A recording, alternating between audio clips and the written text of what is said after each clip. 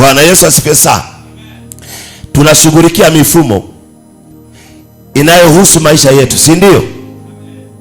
Na haya ndiyo maisha ya Mungu ambayo tunataka tujifunze kupitia haya.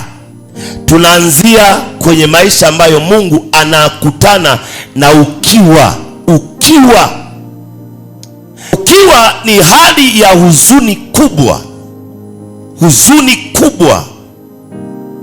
iliyochanganyikana na upweke.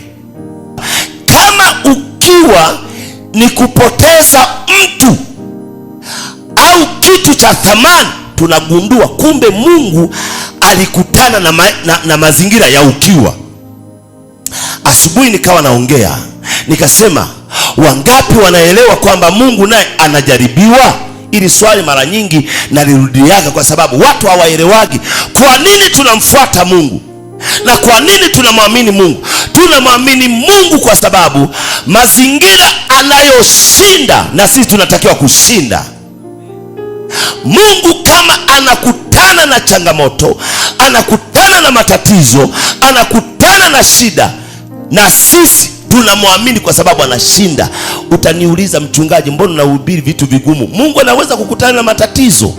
Unasema tu Mungu ni mkuu, Mungu ni muweza.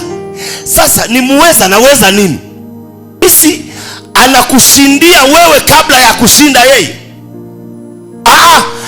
Anashinda kwanza, na ndio maana unamwamini kwamba atakushindia. Sasa anashinda nini?